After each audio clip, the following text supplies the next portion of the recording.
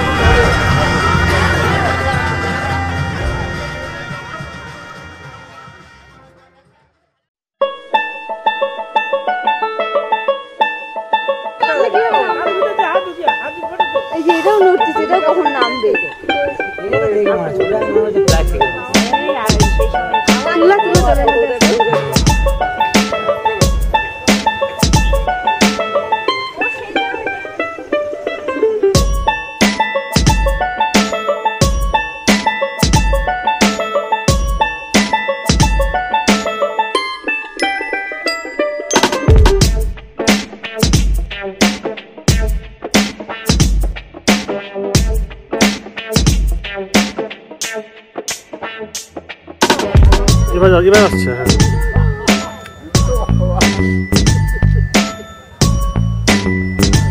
হ্যাঁ ভালোই হাঁটাহাঁটি করতেছে।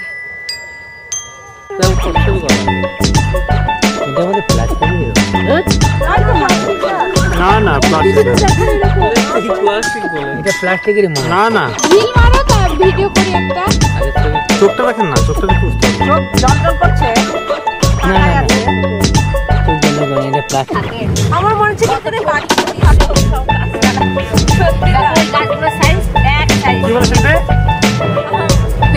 সেটা ছেড়ে গেছে লাও। এখানে একটা বাড়ি করবো। হ্যাঁ করবো তো সুন্দর মানে বাড়ি অক্সিজেনের অভাব পড়বে না। 5-5টা দরজা দিয়ে দেবো, জানলা দিয়ে দেবো।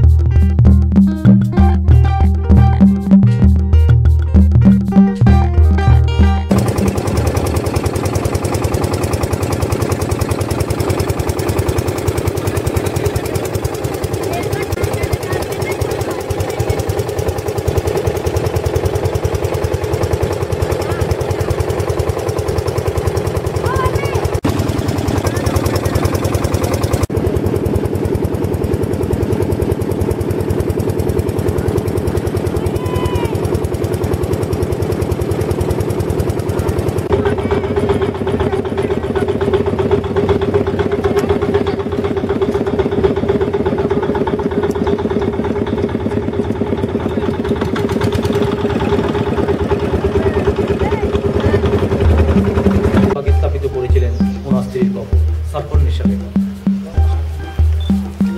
ভালো করে তুললে তো মা।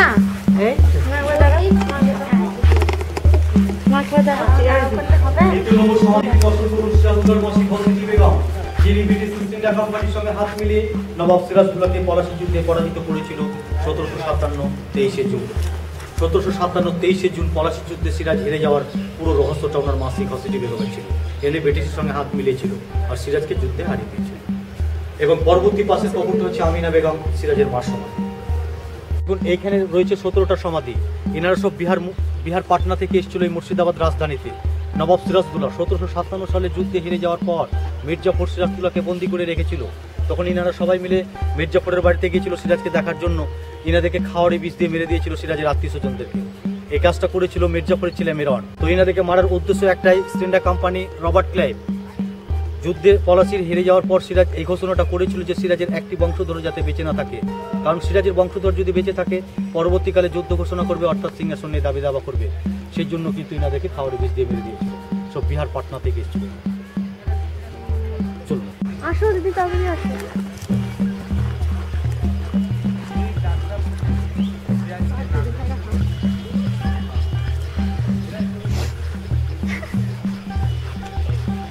এখানে আরো 3টে সমাধি রয়েছে। এই সমাধিগুলো হচ্ছে আপনার সিরাজ পরিবারের যে বিশ্বস্ত দেহরক্ষী অর্থাৎ বডিগার্ড, তাদের কবর রয়েছে এখানে। মিডিল পয়েন্টে যে সমাধিটি দেখছেন ইনি সিরাজের বিশ্বস্ত দেহরক্ষী, সিরাজের বডিগার্ড গোলাম হোসেন। আর ইনি হচ্ছেন আব্দুল হোসেন। ওই মাথার কবরটা আব্দুল হোসেন, কিন্তু ইনারা 2 ভাই ছিল। ইনারা বেগম মহলে থাকতো, বেগমদের দেহরক্ষী অর্থাৎ বডিগার্ড। তো যে উদ্দেশ্য নিয়ে আপনারা এই সন্ধ্যেবেলায় খোঁজবাগ রওনা দিয়েছেন সিরাজের সমাধি, এবার চলুন সবাই মিলে সুস্থ মনে নবাব সিরাজউদ্দৌলার সমাধি নেপ্লেন দর্শন করুন। এই যে ফুল দিয়ে সাজানো রয়েছে, এটি হচ্ছে নবাব সিরাজউদ্দৌলার সমাধি, শ্রেষ্ঠ সম্রাট, শেষ স্বাধীন নবাবের সমাধি। এবং পাশের যে কবরটি দেখছেন তার ভাইয়ের কবর, পালিত ভাই ছিল মির্জা মেহেদী। আর সিরাজউদ্দৌলার পায়ের নিচে আরো 2টো কবর রয়েছে। একটা হচ্ছে লুৎফুন্নিসা সিরাজের বেগম, এটা হচ্ছে সিরাজউদ্দৌলার দাদুর সমাধি। এবং পায়ের নিচে নবাব সিরাজউদ্দৌলার একমাত্র সন্তান সিরাজের মেয়ে 5 বছরের বয়সে জলে ডুবিয়ে মেরে দিয়েছিল ওমরে কি জোহরাকে, মির্জাফরের ছেলে মেয়ে, এক লাস্ট বংশধর সিরাজ। আর ইনি হচ্ছেন বিহারের শাসনকর্তা পূর্ণিয়া জেলার নবাব শওকত জং বাহাদুর। ইনি হচ্ছেন পূর্ণিয়ার নবাব শওকত। এবং পায়ের নিচে রয়েছে ওনার স্ত্রীর কবর মতি বেগম। এই ঘরের ভিতরে সমাধিগুলো হচ্ছে তাদের আসল ফ্যামিলি। সামনে রয়েছে পবিত্র স্থান দিল্লির জামা মসজিদ, তারই অনুকরণে এই মসজিদটা তৈরি করা হয়। এখানে আলিবর্দি একটা গোলাপ ফুলের বাগান তৈরি করেছিল, সেই জন্য জায়গাটির নাম খুশবুবাগ রাখা হয়। আর খুশবুবাগ নাম অনুসরণে এই জায়গাটির নাম হয়ে যায় খুশবাগ, অর্থাৎ আনন্দ উদ্যান। তো এই আনন্দ উদ্যানে আলিবর্দিকার ফ্যামিলি আনন্দ করতে আসতো তারা কিন্তু। আর এই মসজিদে তারা সবাই মিলে নমাজ পড়তো। দিল্লির জামা মসজিদ, তারই অনুকরণে এই মসজিদটা তৈরি করা হয়। আর এই জায়গাটাতে জল থাকতো, হাত পা ধুয়ে তারা প্রবেশ করতেন ভিতরে নামাজের জন্য। পলাশীর যুদ্ধে সিরাজ হেরে গেছিল অ্যাকচুয়ালি ওনার মাসির জন্য, কারণ উনি রবার্ট ক্লাইভ, জগৎদেব, মির্জাফরকে নিয়ে ষড়যন্ত্র না করলে ওই পলাশীর যুদ্ধে সিরাজ কোনোদিনই হারতো না। আর আমরা 190 বছরের পরাধীন এই ভারতবাসী শুধু ওনার জন্য। উনি যদি ব্রিটিশের সঙ্গে না হারতো না তো কোনোদিন সিরাজ যুদ্ধে হারতো না, অর্থাৎ পলাশীর যুদ্ধে সিরাজ হারতো না, আর ব্রিটিশ আমাদের দেশে আসতে পারতো না। এই স্বাধীনতাটা আমরা হারিয়েছি ওনাদের জন্য। দেখুন, পলাশীর যুদ্ধে সিরাজ হেরে যাওয়ার পর সিরাজদৌল্লার ছদ্মবেশ নিয়ে নদীপথে উনি রাতারাত ভাগীরথীর তীরে পাটনার দিকে রওনা দিয়েছিল। পালানোর সময় গায়ের পোশাকটা পাল্টে নিয়েছিল, কিন্তু পায়ের যে জুতো উনি পাল্টাতে পারেননি। মির্জাফর অর্থাৎ রবার্ট ক্লাইভ 2 জন মিলে মুর্শিদাবাদে ঢাকঢোল পিটিয়ে ঘোষণা করেছিল যে সিরাজদৌল্লাকে কেউ ধরে নিতে পারলে তাকে আমরা 1001 টাকা স্বর্ণমুদ্রা পুরস্কার করব। যে নৌকোতে করে সিরাজ পালাচ্ছিল সেই নৌকোর মাঝির নাম হচ্ছে দানেশ ফকির। উনি সিরাজদৌল্লাকে ধরে দিয়েছিল তার পায়ের জুতো থেকে। মির্জাফর তখন দানেশ ফকিরকে কি বলেছিল দেখুন, দানেশ ফকিরকে এটাই বলেছিল যে আপনি আসুন মুর্শিদাবাদ, এসে আপনার পুরস্কারটি আপনি নিয়ে যান। দানেশ ফকির অর্থের লোভ সামলাতে পারেননি, তার পরিবারকে নিয়ে মির্জাফরের বাড়িতে যায় এবং পুরস্কারের দাবি রেখেছিল। তখন ওনাকে রবার্ট ক্লাইভ 2টো কথা বলেছিল, যে কথার উত্তর দিতে পারেননি। সঙ্গে সঙ্গে তাকে মৃত্যুদণ্ড দিল। কি হবে? প্রথম বিষয় এটাই যে 1001 টাকার জন্য আজকে সিরাজদৌল্লাকে আমার হাতে তুলে দিয়েছেন, আমার শত্রুপক্ষ এর থেকে বেশি টাকা দিলে আপনি কি করবেন? তাই তো নাকি? এটা একটা স্বাভাবিক ব্যাপার। তাহলে আমাকে কোনোদিন আমার শত্রুর হাতে ধরিয়ে দিবেন? যে দেশের রাজার সঙ্গে বেইমানি করতে পারে, অর্থাৎ উনি সবারই সঙ্গে বেইমানি করতে পারে, এটা একটা বিশ্বাসঘাতকতা। উনি করেছিল সেই কাজটা দানেশ ফকির। পরবর্তীতে এনাকে মৃত্যুদণ্ড দিল এবং মির্জাফরের ছেলে মিরন গুলি করে মেরে দিয়েছিল, যাতে আগামী দিন কেউ বেইমানি না করতে পারে। আর এই দানেশ ফকির যদি সিরাজকে না ধরে দিত, এই বাংলার ইতিহাসটা পাল্টে যেত, পুরোটাই উল্টো হয়ে যেত। তারই ফ্যামিলি রয়েছে এখানে, ওনার স্ত্রী, ওনার ছেলে। এটা হচ্ছে মাঝির ফ্যামিলি।